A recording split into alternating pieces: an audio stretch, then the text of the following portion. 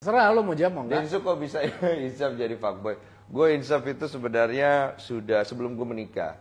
Jadi, oh iyalah. Oh. Dude, you have. Gue kalau punya anak laki, kalau dia nggak fuckboy, gue pertanyakan, duduk sini dulu. Kau anak siapa?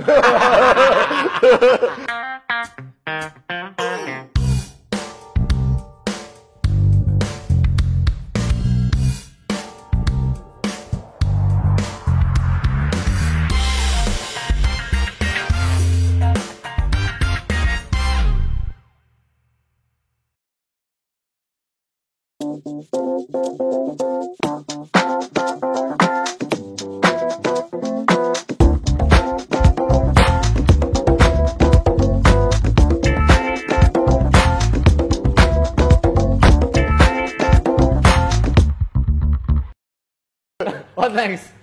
Gimana kehidupan Afrika tuh? Oh, Iya, lo kerjaan di sini. Kok bisa insaf jadi Insaf jadi fuckboy. Apa yang buat disebut? Gue mau jawab yang mana dulu ya? Serah lo mau jawab mau enggak? Densu kok bisa insaf jadi fuckboy? Gue insaf itu sebenarnya sudah sebelum gue menikah. Jadi, oh iyalah. Oh. Dude, you have. Gue kalau punya anak laki, kalau dia nggak fuckboy, gue pertanyakan, duduk sini dulu. Kau anak siapa? Tapi kayaknya dia ngikut ibunya. Kalau anak laki, istri gue, very lurus banget. Oh gitu. Lurus banget. Dia background gue yang berliku-liku, dia melempeng. S1, S2, S3. Bapaknya profesor, datang dari Singapura, ini kerja di Singapura, dia nggak doyan, datang sini masuk timnya Ahok, jadi direktur utama. Udah hidupnya begitu aja. Gue bilang, ya kok mati nggak ada ceritanya ya gue. Tapi saling melengkapi jadinya, lu ngerti nggak maksud gue? Ya, I am a fuckboy. Tapi kenapa gue berhenti? Yaitu karena pertemuan gue dengan perjalanan spiritual gue mungkin mengenal Tuhan membuat gue jadi kayaknya kalau gue menghabiskan waktu gue kayak begini terus akan lebih banyak lagi penyesalan yang akan terjadi dalam hidup gue. Yang gue nggak mau nanti ketika gue tua, gue sedang menangisi diri gue sendiri dengan kebodohan gue, ya kan? Tapi pada saat kita muda kan boleh dong, ya kan? Ya. Akhirnya gue banyak berubah di situ. Kira-kira 6 tahun sebelum gue ketemu istri gue udah berubah. Bahkan ketika gue gagal nikah dengan Dita Sudarjo dulu, juga gue sudah tidak lagi menjadi seorang fuckboy. Kemudian ya Tuhan kasih gue Olivia sebagai hadiah. Gue melihatnya sebagai hadiah. Jadi ketika ada orang bilang Olive, you beruntung dapat dia ini, gue akan bilang I'm the luckiest one to have her. Terserah. Karena gue berbicara seperti itu kepada Tuhan. Tuhan makasih Tuhan. I'm very lucky. Sorry sebelumnya. Iya. Ada pertanyaan yang mungkin sensitif. Lo boleh jawab boleh nggak? Dengan segala perjalanan lu patah hati, patah. Nggak jadi nikah. Ya. Berapa persen rasa cinta lu? Ke Olive? Ke siapa nih? Iya, pasangan lu. Sekarang? Apakah yang masa lalu itu sama sekali udah nggak ada bekas sama sekali, masih 100% lu bisa ke pasangan lu? Atau dia terkikis karena lo boleh jawab boleh nggak? Gue jawab. Istri gue selalu bilang kasih jawaban antara yang jujur dan yang benar. Kalau jujur itu belum tentu benar kata dia. So I give you yang benar ya. Dan gue bilang sama istri gue sendiri ketika gue akan menikahinya. Gue bilang sayang, I give you yang benar. Gue tahu gue akan kehilangan, but it's okay. Karena gue udah siap. Ketika gue menjalani semua dengan ikhlas, itu lebih baik buat diri gue. Belajar dari pengalaman gue. Gue nggak mau kehilangan kamu, tapi gue tidak benar dalam mengungkapkan apa yang gue rasakan. Ketika gue menikahi dia, perasaan gue sama dia cuma 50%. Gue bilang sayang, aku cuma sayang 50%, cintanya 50%. Lu ngomong gitu sama dia? Lu tau gak kenapa? Karena gue percaya jodoh gue adalah orang yang bisa menerima kenyataan. Dan gue percaya wanita yang benar adalah wanita yang bisa merespek itu. Karena bukan yang dilihat nilainya, tapi value-nya gue mau menyampaikan dengan jujur. Nangkep gak maksud gue? Nangkep. Karena kalau perempuan berharap dari angka, don't marry the woman. Dan ternyata kan mereka egois. Maunya, lu masih sayang gak sih? Lu masih ini gak sih sama mantan lu sama gue segimana ini sih? Semua wanita ingin dibohongi. Dan cowok rata-rata jawabnya bingung kan? Iya. Rata-rata lu jawab bilang iya apa enggak bagaimana? Bener, rata-rata wanita mereka suka dibohongi. Lu ngerti gak maksud gue? Itu. Kalau istilahnya kita bilangnya 50, bilanglah 100 ya. Coba ngomong situ. Rata-rata, Ya, kita ulang. Rata-rata wanita suka dibohongin. Tapi itu nggak ada masalah. Nggak ada masalah. Kenapa? Itu ada bagian dari bumbu-bumbu cinta. Cuma kalau lu berangkat ingin menuju ke serius relationship, especially ketika lu pengen menikah dengan seseorang, tell them the truth. Karena segala sesuatu ketika lu menikah akan menjadi 2 kali lipat bahkan lebih. Keburukannya akan lebih, kebaikannya akan lebih. So realistis pernikahan lo, nggak halu.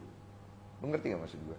Jadi ketika gue mau nikah sama istri gue bilang aku sayangnya cuma 50%. But I'm grateful. Kenapa?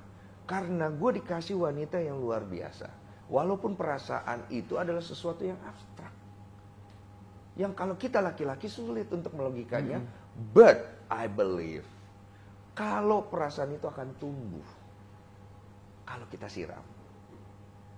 Kalau orang yang terlalu menggebu-gebu di awalnya, dia akan lupa untuk merawat cinta itu. Tapi kalau orang yang menjalaninya dengan apa adanya, dia akan merawat cinta itu seperti benih pohon. Karena dia care. Wow. Lu ngerti gak maksud gue? Kalau ditanya... Di luar ini gue nih, wow. Ini pengalaman ya. Kalau gue gak ngomong gue bener ya. Gue juga bisa salah one day, gue juga bisa bercerai one day, gue gak tahu. Gue bilang sama dia seperti itu. Iya tapi lo bisa lo ngomong sejujur itu gitu. Iya karena berani. Karena bro, gue udah kalah banyak hal, man. Gue udah kalah, gue udah nikah berkali-kali gagal. What do you expect? Lu berharap pernikahan gue yang ini gue gak gagal lagi, emangnya gue Tuhan? Iya. Tapi yang bisa gue lakukan dalam pernikahan ini adalah being honest. Supaya gue mengenal diri gue lebih jauh. Supaya Tuhan mengasihani gue. Supaya pernikahan dan lu gue. siap kalau ketika jawabannya dia bete, lu kalah lagi kan? Ya, siap, lu patah siap. lagi siap, kan? Siap gak siap bro? Anjir. Lu udah tau kan rasanya kalah? Sama aja kok. Gila, lu emang seneng adventure, my trip adventure lo emang lu nyembur aja Gue gitu suka ya. ngetes diri gue sendiri ya? sampai akhirnya gue kalang kabut. Tapi ada kebaikan di dalam hal itu. Tapi bukan gue yang gila bro. Istri gue yang gila. Dia bisa menerima itu, bahkan dia appreciate that so much. Jadi juga hebat ya. So much. Karena ketika ada laki-laki yang terlihat hebat, ada istri yang luar biasa. Yeah. So, dia menyikapi itu dengan sangat bijak, sangat wise, yang membuat gue gak memilih orang yang salah. Akhirnya gue bisa melihat terang di dalam hidup gue. Yang selama ini gue ngelihat wanita, inilah wanita figur gue, idola gue. Tapi gue gak pernah melihat sisi lainnya. Gue selalu ngelihat wanita itu menurut type, menurut hasrat, menurut nafsu gue. In the end of the day when you marry, you get bored with them. Kayak manekin yang akhirnya bikin bosan, lalu pengen cari manekin lain dalam hidup lo. Lo ngerti gak maksud gue? Kalau lo mencari pasangan, udah bukan masalah fisik lagi pak. Udah masalah orang ini akan jalan sama lo sepanjang hidup lo, dan dia akan sangat membosankan semembosankan itu. Dan lo gak akan nafsu sama dia, dan lo mungkin akan bingung kenapa lo gak nafsu sama dia lagi. Dan dia mulai akan menggerutu kenapa kamu sudah tidak nafsu sama aku lagi. Dan dia mulai akan mempertanyakan kenapa kamu tidak seker waktu kita pacaran dulu. Lo ngerti gak maksud gue? Anjing. Lo ngerti gak maksud gue? Itu. Gue nangkep banget makanya. Buat laki-laki, lo jangan main sama perempuan. Apapun yang lo omong ditagih sama dia. So jangan janji ketinggian. Shit. Dan jangan juga janji kerendahan. Yang lu mampu-mampu aja. Kalau lu janji sayang ketika aku menikah denganmu, aku akan memberikan, dia cari itu. Potong leher gue malah gak cari. Ketika lu gak bisa kasih, dia will dump you. Because you're not the man with the word. Problemnya adalah kita laki-laki. Ketika kita tidak memberikan hal itu, kita takut kehilangan. Kalau gue pribadi, lebih baik dari pengalaman gue kehilangan dia, gue nangisnya sekarang daripada gue nangis sampai seumur hidup gue. Mau gimana? Nangis tetap dong bro. Nangis tetap dong. Selama hidup kita pasti akan nangis. Tapi mau pilih nangis yang cepat apa nangis yang panjang? Yang masih lama gitu loh. Aku enggak mau. So, buat cowok-cowok. Dengar tadi omongan. Direvisi janji-janji lo buat saya. Direvisi. Kalau bisa di ghosting aja, ghosting aja dulu, cabut. Hilang dulu bentar ya. Karena kalau enggak, sulit buat kita bertahan hidup ya di pernikahan ya. Laki-laki ya, sulit. Faktanya gitu. Hah? Yoi, sulit. Dan nggak banyak, Gue nggak pernah nemuin ada ya orang segila lu yang ngebahas ini gitu apa adanya gitu. Iya, istri gue gokil, dia mengajarkan gue dan bahkan dia membantu gue untuk membahas itu. Jadi hubungan gue di dalam pernikahan itu 100-100, nggak ada lebih dominan siapa. Dia 100%, gue 100%, kita ketemu di tengah semua, compromise. Every relationship yang sehat adalah relationship yang compromise. Kalau relationshipnya sudah tidak compromise, that relationship is not healthy at all. Kalau lu mau jalanin, siap sama resikonya, stress. Pasti, 100% you're gonna be stress. Laki-laki, kalau dia udah kerja, ceweknya terlalu banyak menuntut, tanya sama gue laki-laki mana yang gak stress. Dia pengen duit kita, pengen waktu kita, perhatian kita. Pengen jiwa lu, sama dia pengen bikin lu mati. Lu di mana, sama siapa, ngapain, urusan apa? Pasang GPS di sini. Iya semua. Nah, ada laki-laki yang bertahan untuk perempuan seperti itu karena rasa cintanya. Gue mau tanya sama semua laki-laki, lu beneran cinta, apa lu pura-pura cinta? Karena atau dia bermain aman, bermain cantik. Atau dia sedang bermain aman. Dia berselancar di gelombang. Iya. Atau lebih kepada membungkus itu untuk image ke masyarakat atau tetangga. Supaya keluarga terlihat baik-baik saja, maka dia melakukan sebuah strategi. Ini end of the day strategi akan kebongkar juga, bro. And the worst things, you will never get respect from your daughter and your kids. Shit. Yes. Itu yang paling berat. Kita laki-laki don't care. Itu yang paling berat. Iya. Anak, men. Iya. Kita laki-laki kan nggak peduli. Istri, ya bekas istri banyak, bekas anak kan nggak ada. Ya tadi juga nggak kenal kan? Iya. Tapi kalau udah tapi anak. Setuju gua. Nih, kekalahan terbesar laki-laki yang masih punya perasaan ya akhirnya anaknya. Yes. Ketika akhirnya anaknya tidak melihat sosok bapak. Makanya gue selalu bilang sama diri gue, sama orang lain juga sama. Lu kepada anak lu menjadi bapak, bukan menjadi suami. Lu kepada istri lu menjadi suami, bukan menjadi saudaranya dia, bukan menjadi ini. Lu menjadi suami dan menjadi bapaknya. Itu yang harus diingat, menjadi suami dan menjadi bapaknya. Banyakan cuman wanita, kita laki-laki ke wanita kita hanya menjadi suami, Pak. Kita lupa menjadi bapak. No, we are father for them. Karena seorang wanita mencari figur untuk menjadi bapaknya di dalam hidupnya dia juga. So you harus become bapak. Oke, kita selevel bercandanya, tapi ketika worst thing happen, lu harus lebih dewasa daripada dia. Lu harus lebih sabar daripada dia. Dan kalau dia nggak bisa dikasih tahu, tegesin. Jangan dimarahin, jangan diamuk, nggak ada gunanya. Diamuk dia lebih ngamuk, dimarahin dia lebih benar. Wanita selalu benar. Karena wanita tidak mengenal kebenaran dalam kesalahan katanya. Pas dia posting semua yang bela cewek. Pasti. Kenapa sih kalau cewek posting? Seperti cerita gue tadi, lu pasti kalah. Pasti kalah.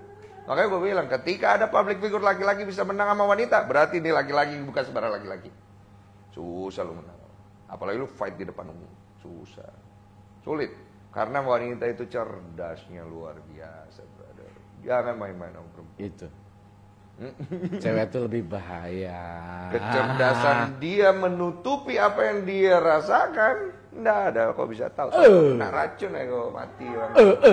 Yoi. Teknik. Pinter wanita itu luar biasa. Se-fruit teknik gue. Goks, cewek emang goks. Sorry maaf ya, ntar gue kena ini lagi. Yoi. Kita tidak mengeneralisasi. Iya. Cuman based on case itu ya kan. Wanita rata-rata semua. Dan cowok selalu disuduti, selalu dianggap cowok tuh pasti yang salah cowoknya. Iya, kalau wanitanya itu ngelihat cowoknya itu dari perspektif seperti itu, jangan lo nikahin. Cara pandangnya jelek. Kalau ada lo ketemu laki perempuan, gampang kok. Dia perempuan nih, yang kasus ini gimana? Wah, menurut aku cowoknya salah. Hati-hati sama perempuan itu. Siap resikonya ya. One day dia akan begitukan lo. Gimana? Lu ngerti gak maksud gue? Gimana? Ini wanita, cara melihatnya. Ketika dia melihat sesuatu, lu lihat. Menurut kamu gimana nih kasus ini misalnya kan? Wah itu cowoknya aja gak benar gini. Hati-hati. One day dia akan begitukan lo. Karena itu karakter dia.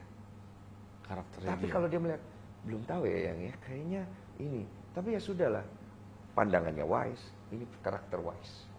Berarti karakternya itu kelihatan sebenarnya aslinya. Ketika kita sedang bercinta atau sedang jatuh cinta in a relationship, we don't see that things as an important things, which is that is very important. Karena you gonna marry with character, nah love only. Kalau kemudian akhirnya, kok istri gue kayak begini ya, kok nggak kelihatan di awal, lu nggak lihat karena lu sibuk sama cinta. Dibutakan oleh cinta. Dibutakan oleh cinta. Makanya cinta itu kan membuta. Kalau istri gue bilang cinta itu budak. Gitu. Nah gue nggak langsung bisa mengetahui hal itu lewat proses gue dulu. Gue itu akhirnya mulai bisa melihat itu semua ketika akhirnya gue kenal sama istri gue. Clear gue ngelihatnya. Wow, banyak pelajaran banyak dari seorang Iya, gue belajar juga dari orang lain. Sama kok. Oke bro, next topik. Ini ya, salah satu titik terberat pas gagal nikah. Atau Ya lo ya, di jawab boleh. kasus gue Jawab sama boleh DJ Verni adalah awal dari titik berat gue di dunia entertain. Dan itu sangat berat sekali. Gue pikir itu yang udah paling berat. Sampai gue gagal nikah yang gue cerita tadi. Itu sangat berat, lebih yang berat. itu nggak ada di media. Nggak ada di media. Itu ya. Berarti yang tidak ada di media itu. Wow. Kalau sama Dita, pas menjalaninya aja yang berat. Pas menyelesaikannya tidak. Berat. Kenapa berat? Karena gue diserang dengan begitu banyak hal. Mulai dari mau kondo lah. Gue apa lah. Karena tapi tidak bisa disalahkan juga sih bro. Anjir. Karena dia backgroundnya masyarakat kita gitu sih ya. Ya nggak apa-apa, itu nggak bisa disalahkan. Karena backgroundnya dia adalah orang yang secara image adalah orang yang punya, lahir dari keluarga kaya. Sedangkan background gue adalah cuma pebasket yang berapa sih penghasilannya. Juga dari mana uang lu juga tinggal di kos-kosan. Gue tinggal di kos-kosan bro. Kos-kosan. Tapi siapa yang tahu apa yang gue punya? Hanya gue kan. Dan untuk apa gue kasih tahu dia? Supaya pajak nyerang gue. Dan untuk apa gue kasih tahu dia? Nggak bisa jadi konten juga buat gue dan gue nggak nyari konten di situ. So menurut gue udah benar masyarakat melihatnya. Mau kondo nih, mau nyari duit nih, laki-laki nggak benar. Dan kasus gue waktu menghamili, ini belum kelar nih, belum tes DNA ini bro. Benar mereka. Cara gue melihat saat itu udah beda. Mereka benar. Berarti jawabannya adalah bukan di sini semua yang tadi yang lu ceritain itu. Titik terberat. Gokil. Titik terberat gue itu triggernya adalah ketika akhirnya segala values yang nyokap gue kasih ke gue hancurin. Itu ya. Iya. Pertanyaan netizen lagi bro. Mau ngidupin Aspak nggak? Aspak mah udah bubar. Iya. Yang punya bukan gue susah juga ya. Tuh next, berapa lama waktu Anda butuhkan untuk mempelajari keterampilan bola basket sempurna itu? Nggak sesempurna itu. Entertaining aja gitu, entertaining. Gue dulu latihan 8 jam sehari. Terus 8 jam sehari? 8 jam sehari. Anjir. Karena waktu itu gue sebenarnya kan tidak mau jadi atlet. Gue ke Jakarta itu gue mau mengadu nasib. Dan gue stres ketika gue tiba di Gambir selama 8 jam yang tadi optimis. Tiba-tiba 8 jam itu gue jadi negatif. Jadi pesimis yang kayak, aduh gue mesti ngapain. Basket membuka peluang buat hidup gue. Ngasih gue beasiswa walaupun gajinya kecil. Tapi gue gak nyari ke situ. Gue pikir kalau gue bisa kuliah, one day gue bisa punya ijazah, gue bisa kerja di kantor dan punya kehidupan yang layak. Itu pikiran dan mimpi gue saat itu. Gue ambil basket, tapi kena hantem. Gak ada yang mau suka sama gue. Karena gue diem, gue dilihatnya mungkin tidak menarik, orang tidak interest untuk, nggak ramah. Karena gue diem, dilihatnya nggak ramah. Gue dipikir sombong, udah pasti. Orang itu susah untuk menilai gue karena gue lebih banyak menutupi diri dan gue bisa salahin mereka juga sih in the end of the day. Terus akhirnya segala perlakuan dan ketidaknyamanan itu gue terima. Di situ gue survive. Gue bilang sama diri gue dan gue bilang sama pelatih gue saat itu karena gue ngomong sama dia, Pak, saya kapan dimainin? Loh, kamu kan masih baru.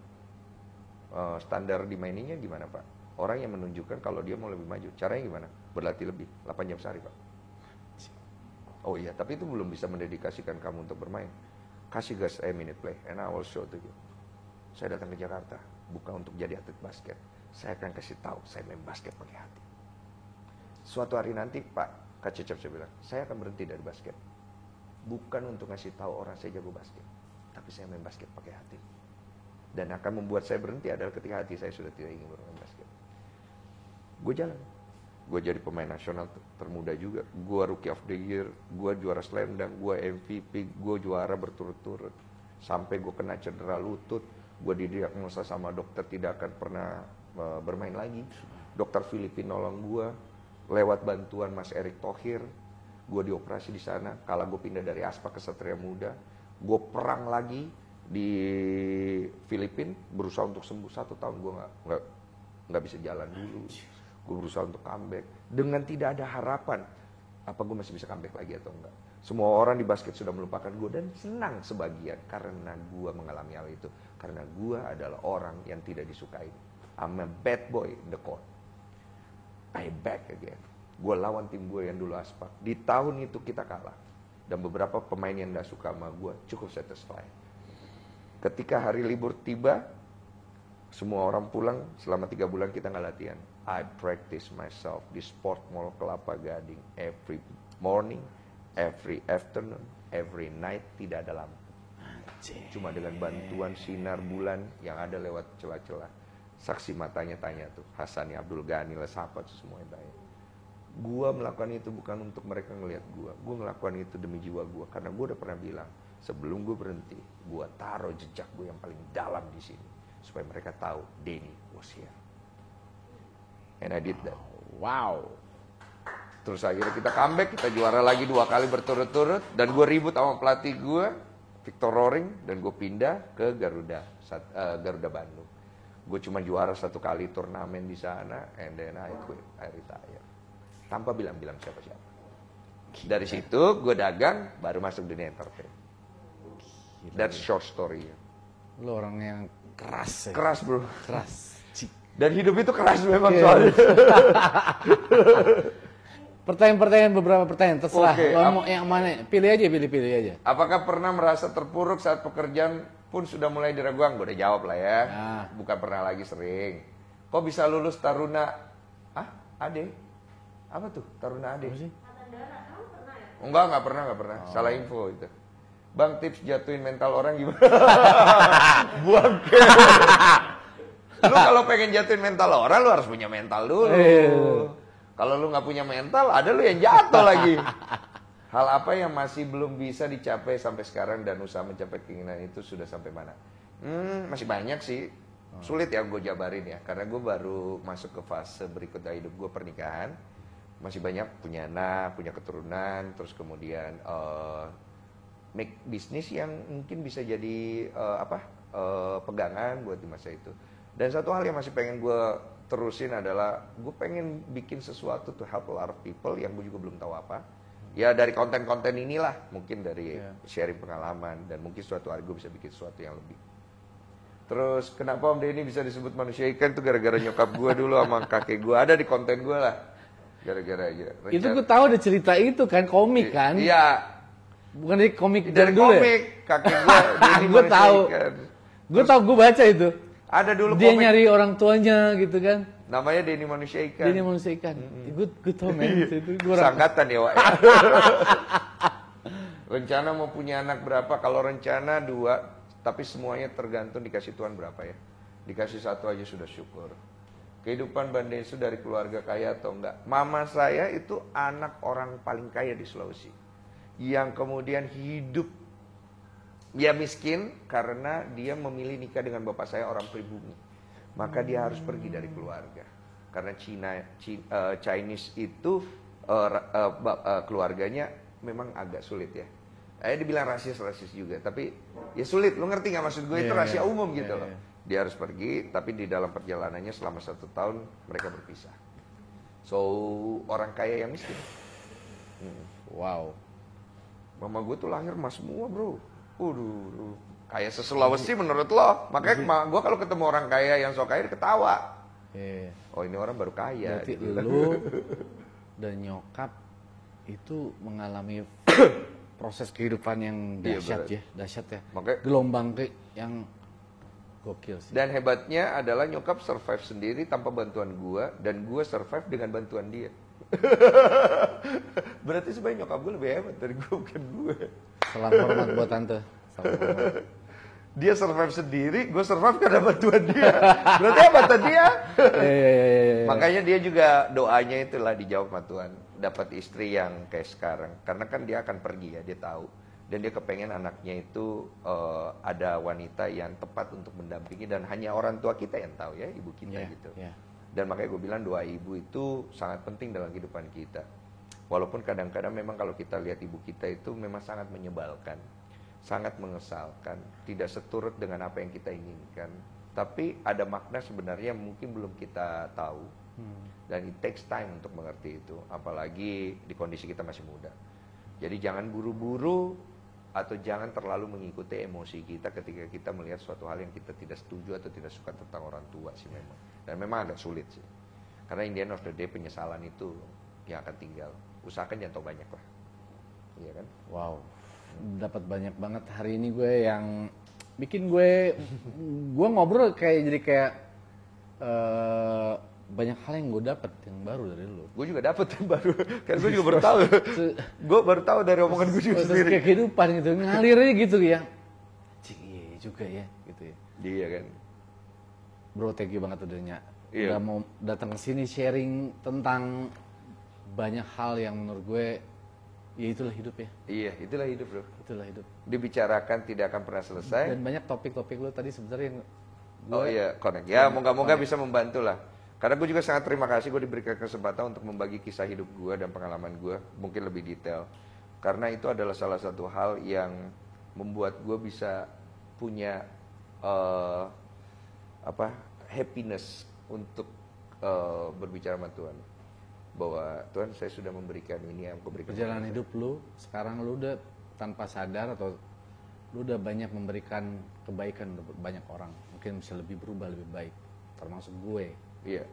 Dan satu hal yang kita tidak boleh lupa ya, ketika kita memberikan kebaikan kepada kehidupan ini, itu seperti halnya Tuhan memberikan kebaikan ke kehidupan kita yang mungkin kita tidak lihat, apalagi pada saat kondisi kita lagi tidak menyenangkan atau buruk. Tapi kita pun tidak akan pernah menduga bahwa ketika kita melakukan hal itu, banyak kebaikan sebenarnya akan datang kepada kita. Apabila dalam keadaan sulit, kita mendoakan orang lain, dan keadaan sulit, kita menolong orang lain. Kebaikannya akan berbeda dengan keadaan kita saat kita tidak sulit. Values-nya berbeda di mata Tuhan. Beda. Maka barang siapa pas lagi susah itu justru. Betul. Maka barang siapa dalam keadaan susahnya, janganlah dia lupa menolong orang lain. Karena dia lagi susah menolong orang. Karena dia sedang menolong dirinya sendiri. Thank you, Denny Sumargo. Thank you, Pak. Yoi. See you guys. Pokoknya hari ini simpulin sendiri ya. Ini kita cuma sharing. Yoi. Makasih ambil banyak daging dari seorang Densu. Thank you bro. Dari lu lah. Dadah. Yaudah bro, gue mau langsung juga nih. Caps, lu mau kan lagi? Jalan lagi? Siap, gue mau bikin konten dulu lagi. Siap. Terima kasih banyak ya. Sama-sama, gue juga mau beresin mobil gue tuh. Siap. Ya. I'll see you soon. Thank you bro. Bye-bye everyone.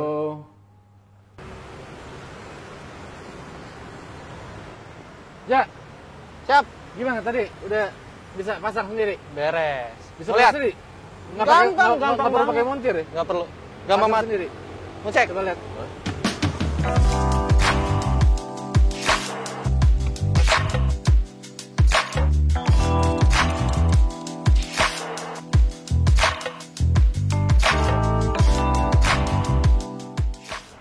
Gimana mas? Boleh. Keren. Top. Mantap. Ya, makanya buat stok deh, buat stok. Oke, gue taruh di bagasi ya.